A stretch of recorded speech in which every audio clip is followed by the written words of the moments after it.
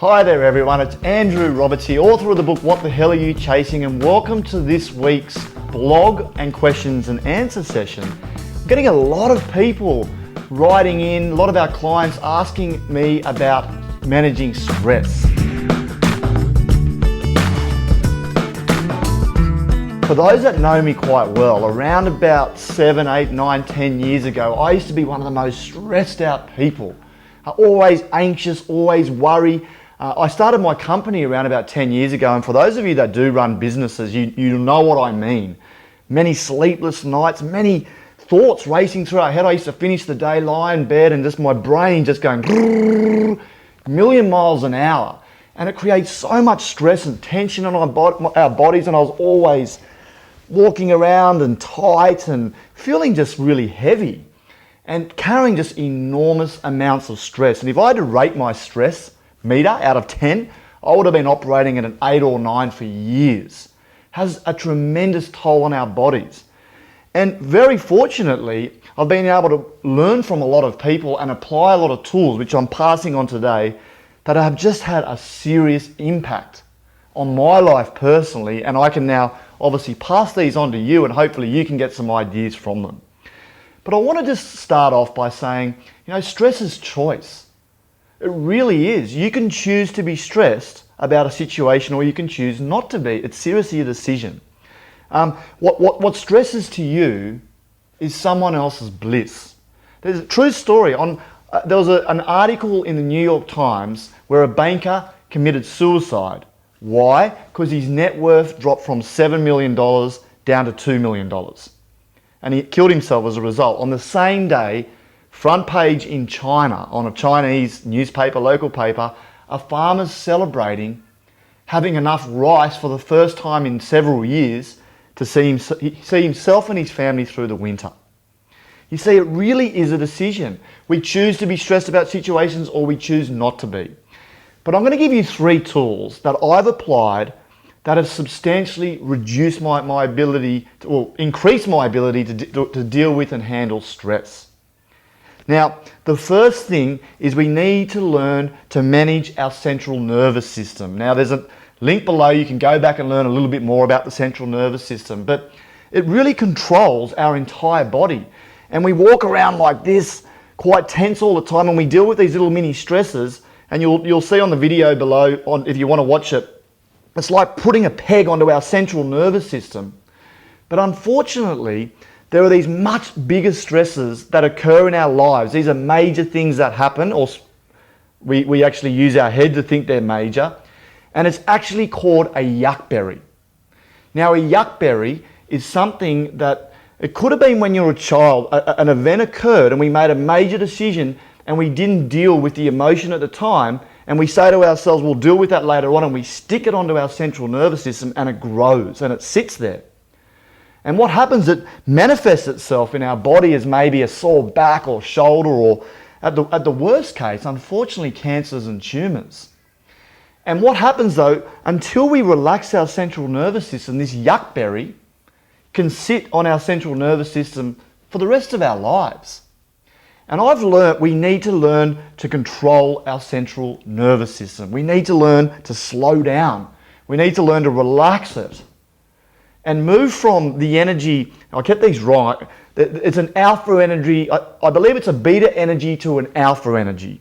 Okay, you can correct me below if I'm wrong here, but where we lower the speed of our brain down enough to enable these stresses to be released from our central nervous system.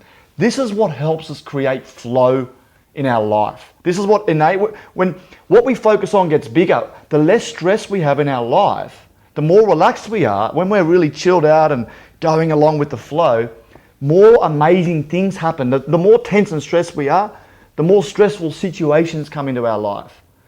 But this ability to lower down, increase our alpha energy levels will actually release this stress. Now, there's a few ways that we can do this. Number 1, meditation.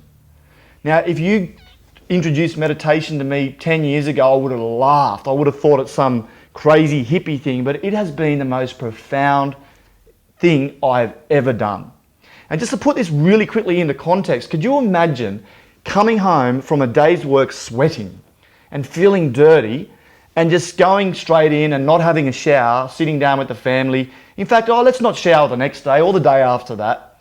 Could you imagine how you start to feel? And I think this is like, meditation is like the shower for our brain. It sounds crazy, but for people that aren't meditating, there's so much stuff going on up in here. We clean our bodies to feel nice and healthy. Why don't we stop and clean our brain? Meditation just dumps out the crap, to put it bluntly. And what happens is our central nervous system relaxes and it releases short-term stresses, but these big yuck berries start releasing as well. Meditation alone has taken me from an 8 to 9 out of 10 worrier to like a 3 or 4 out of 10 worrier. Second major thing, you can read about it to below. I'm not going to spend much time on it. Ayurveda, which is just the most extraordinary tools that I've ever experienced to reduce my level of stress and anxiety. And for me, a major one as well, spending time in nature, slowing down, getting back to our roots. You see, we're always on mobiles and we're reading on computers, and I see people walking around with iPhones in and noise, TVs, and then we've got stresses and once again our brain's going off. And the stress levels, no wonder we're so tense.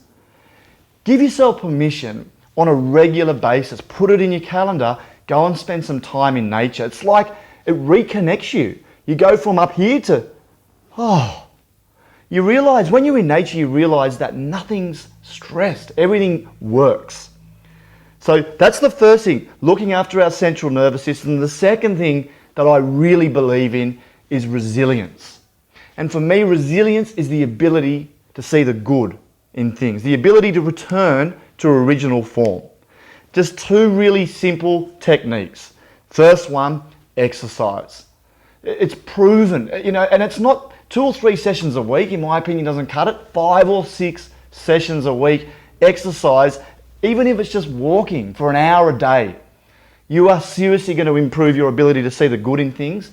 And the second one is your ability to stop on a regular basis and look around you and just notice what good there is, being grateful for the little things. So if you looked out the window right now and found 10 things that you're grateful for, that's the ability to see the good in things, the ability to see good in a negative situation. And really training your brain that every negative thing happening is actually potentially a positive in disguise. So resilience is so important.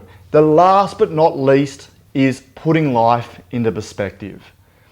As I mentioned before, what stresses to you is someone else's bliss. And the moment I feel stressed, or when I see my clients around me feeling stress and anxiety, I put life back in perspective. I make them realize what they're focusing on is actually someone else's bliss.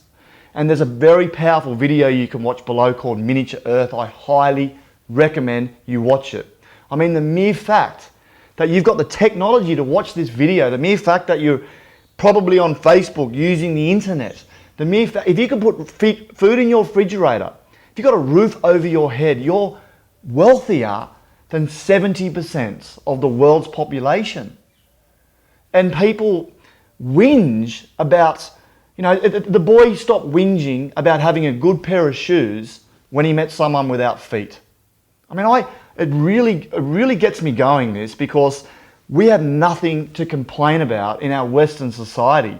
People whinge about not having a little bit of money, yet there's someone right now that can't afford to put a little bit of rice on the table.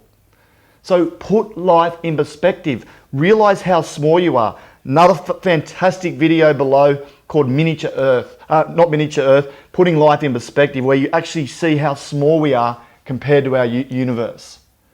So there you have it, 3 tips: looking after your central nervous system, working on resilience, and also putting life in perspective. Of course, we'd love to hear your comments below. Would love for you to share this video with others, and would also really encourage other ideas that you can think of, particularly unique ideas that we can work on to lower our stress. And just remember, when your stress levels decline, mine are now at about a 1 out of 10 after applying all these tools.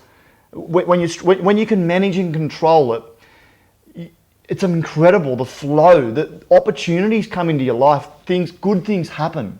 to you when you're happy. And happiness is the elimination of stress. So I hope you got some great ideas from today.